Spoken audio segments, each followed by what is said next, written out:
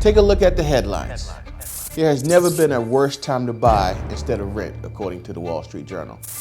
Fortune magazine says sellers are cutting prices.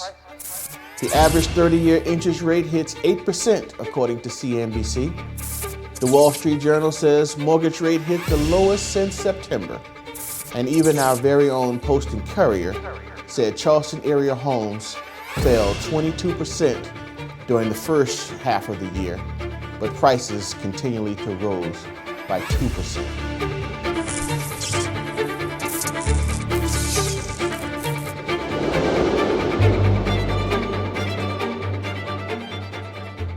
Happy New Year, and welcome to our annual real estate market update. I know 2023 was a whirlwind year, so as always, I'm here to recap what happened and bring some clarity to a strange market. I have 3 points I want to cover: what happened in 2023, where we are now, and my predictions for 2024 and beyond. So let's get started. 2023, wow, what a year. We had interest rates rapidly go up, transactions slow way down, and contrary to popular belief, prices unexpectedly went up. All of this while the media has been all over the place. So let's bring a little bit of perspective. In 2022, we had 21,801 transactions. And in 2023, we had 18,509 transactions, down almost 3,300 units. But even though our transactions went down from the previous year, we saw an increase in prices. In January 2023, the median sales price went from $390,000 to $405,000, or about 4% this past December. So why are prices going up even though mortgage rates went up, you ask? Simple. There's a huge buyer demand. Let me explain.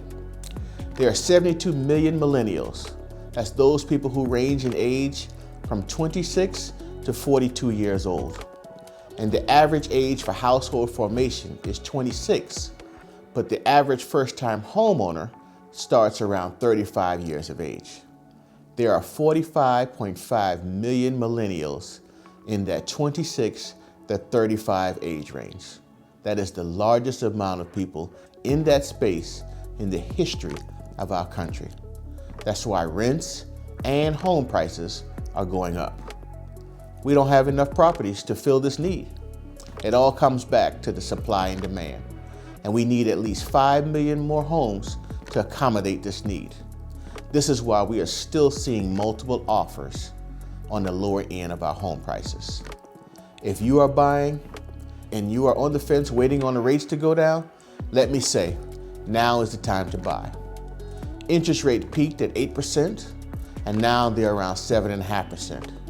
The Federal Reserve will probably cut the rate 3 to 4 more times in 2024, causing mortgage rates to continue to decrease. Along with over 45 million new homeowners, we have many sellers who have been waiting to put their house on the market, and they can't wait any longer. In this country, over the next 2 years, we will have 7 million newborn babies, 3 million marriages, 1.5 million divorces, 7 million people turn 65 who are looking to trade down, 4 million deaths, 4 million net new jobs, and 50 million job switches because of commutes or just being able to work from home. These people will not only be putting their house on the market, but the majority will be buying another home. So, where do we expect the market to go? I predict we will see the floodgates open when rates go below 6%. We have seen an example of this where new construction home builders are advertising rates around 5 to 5.25%, and the inventory is flying off the shelves. But when will rates get below 6%? Well, history has shown us that every time the Federal Reserve has increased rates, they have lowered them 6 to 8 months later in a similar pattern. The Federal Reserve has said they want a 2% inflation rate. And as you can see, we went from 1.2 in 2020, and that's why rates were so low, up to a 9.1% in 2022. That's why our rates were so high last year. and down to 3.2% in late 2023. And this will be the reason rates will continue to come down. We expect inflation to be 1.8% in August of this year. How does that reflect in interest rates? Well, we went from 3.7% in 2020, which is a great rate in a normal market. Then COVID-19 caused us to go from 2.65, which is an artificial rate, which we won't see again unless we have another worldwide crisis or something. Those were artificially stimulated rates. Then we crested at 8%, which is a major shock to our system, going from 2% to 8%. So experts project to finish 2024 around 5.75%, or at least below 6%, down to 5% in 2025. But for those of you who are thinking of waiting until then, don't. As rates decrease, transaction and prices will definitely continue to go up. As you can see from this nationwide closed sales graph, we sold 5.6 million homes in 2020, 6.1 million homes in 2021, down to 5.1 million in 2022 because of mortgage rates. Then around 3.9 million in 2023. But experts say we will see a tight first quarter, then we will start to pick up in the spring of 2024. Then we will be off to the races in the summer and finish around 4.6 million sales, or up 18%. And this will continue in 2025 with another 15% growth. We know this election year will put pressure on bringing those interest rates down. So I say to you, buy now at today's prices and refinance to a lower interest rate later. Okay, so what do we know? We know that household formations led by millennials will continue to drive this market.